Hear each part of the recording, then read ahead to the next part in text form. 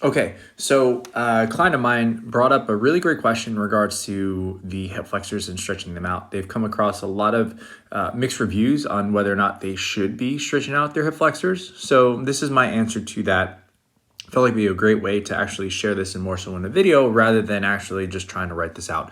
And so here on this screen, I actually have a quick little model of the psoas muscle, which actually starts off at the spine, which attaches at T12, which is your 12th thoracic vertebrae, and it also inserts on the vertebrae L1, L2, L3, and L4. So those are what we call the proximal attachments, aka the attachments closest to the middle of the spine.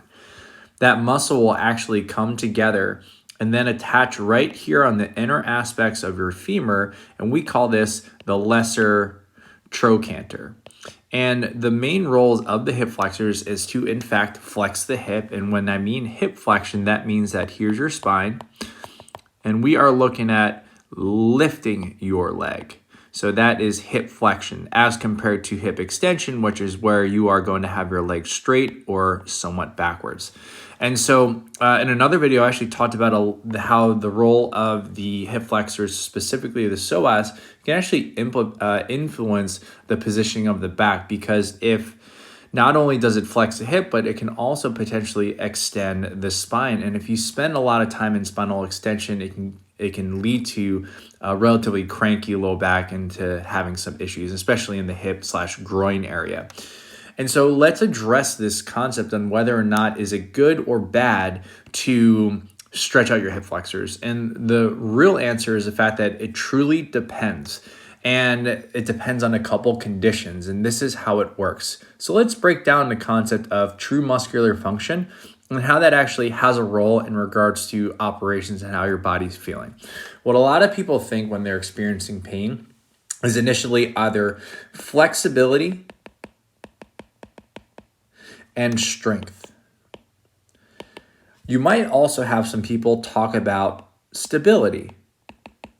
And so let's just talk about these three first. So flexibility itself, we're really talking about the freedom of motion, or what we call movement capacity. Can you bend your joint, or can you move within a certain range of motion? Flexibility is in essence range of motion. Strength is the body's capacity to produce force. And force is going to be strength is the opportunity to produce force, but generally be able to do work, because muscle and strength allows us to create movement. And we're looking at the concept of work. And what work is going to be force times distance. So that means that there's going to be a movement component. A lot of people think like I need to strengthen X, Y, and Z. And those are the things to consider, being able to say, can you actually move and generate force throughout a specific range of motion?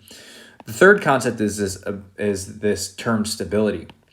And what stability truly means is resistance to motion. And so we have resistance to motion, which is found in stability. And then we have the ability to produce motion, which is going to be the concept of strength. And these are very three common aspects when it comes to general joint function. But I believe that there is a fourth function as well, and that's what we call coordination. And coordination is a little bit more abstract. This is actually going to be more so our capacity to control specific things.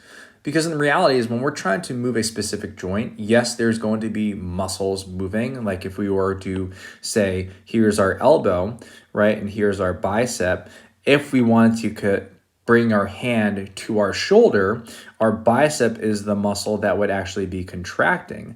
Yes, that would be the prime mover. We call it the agonist. However, in most cases, muscles do not act in isolation. And so not only is your bicep moving, but also you have to think about your shoulder joint, which needs to stabilize. So you have your deltoids, and then also your triceps, which are used to just stabilize your shoulder. But then also, if we look at it, where does your arm attach to? It attaches to the rest of your body. And what that truly means is the fact that your core and everything else needs to contract at the right time to allow you to contract that muscle as efficiently as possible.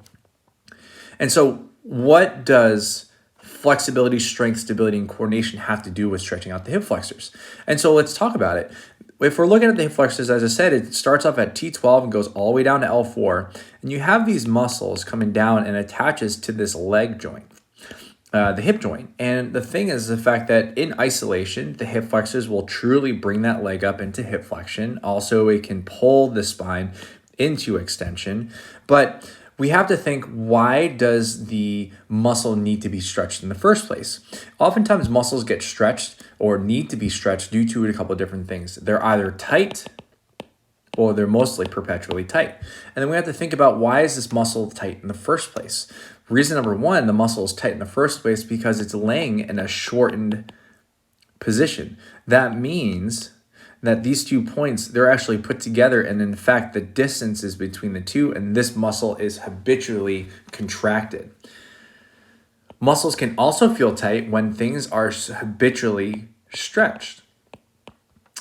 And how can we tell if a tight muscle needs to be stretched versus focusing on stability or focusing on overall positioning? We have to think about the attachment points of the body. And so if we're looking specifically at the hip flexors, here are a couple things in regards to helping you identify, are your hip flexors short and should we lengthen them, or are they overstretched?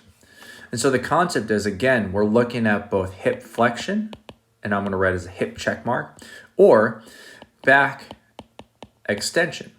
And so if you look at yourself in the spine, and if your spine is actually relatively straight and your pelvis is even, we have it called a neutral spine. This is at a point where the hip flexors, the psoas muscle, is in a relatively neutral position. It's not overextended, it's not shortened. However, if you are in a position where in some cases we call it an anterior pelvic tilt, the hip flexors can be in the shortened position. And what that does, it creates a little bit of a pinch in the back and create a little bit of a pinch in the front of the hip.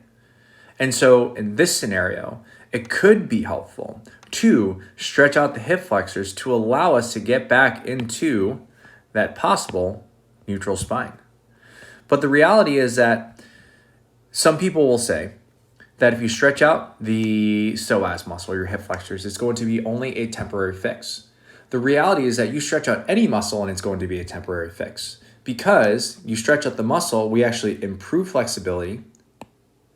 But does it actually involve an improvement of strength, stability, and most importantly, coordination? Not necessarily. In fact, interestingly enough, there are a couple of different studies that actually talk about how stretching muscles out can actually reduce the level of contraction, which is why you don't see too many athletes doing static stretching to begin their workout or exercise program. And so the stretching will in fact allow a little bit more freedom of motion, which is in essence flexibility. But in order for us to be able to address and go back to living a normal life, and this is going to be for every single stretch, we have to be able to say, are we able to represent strength, stability,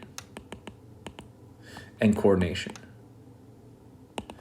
And so the answer to is stretching out my hip flexor, is it a good idea or a bad idea? It's going to be the following. It's going to be dependent on the following. Are you able to increase the flexibility of that joint, but also can you address the strength, stability, and coordination? And if you are dealing with tight hip flexors and you're trying to address the coordination standpoint, where you can actually do something along the lines of helping you be in more of a neutral position. Not to say that the anterior pelvic tilt or the over back low arch is a bad thing, but in some cases, if you are in an inefficient position for a long period of time, the body just screams for help a little bit, and that's where you start to experience your aches and pains. And so we can find that aspect of neutrality by, instead of letting that pelvis dip forward or having that belly button forward, oftentimes when your belly button's forward, your knees hyperextend and then your knees are behind your feet. One thing that you can actually do is actually think about gently driving your pelvis slightly behind your heels And you'll notice that your abs kind of kick in a little bit. Perhaps your back will feel a little less tight. You might feel a little less tension in your hips. And so a large part of it is, again, when it comes to control and stretching, not only do you need to stretch a muscle, but you also need to develop the control. So as long as you feel better after your stretch, fantastic, but you also have to reevaluate how you stand and how you operate and the actions that are taken that would actually result in a shortened hip flexor. I hope this was helpful.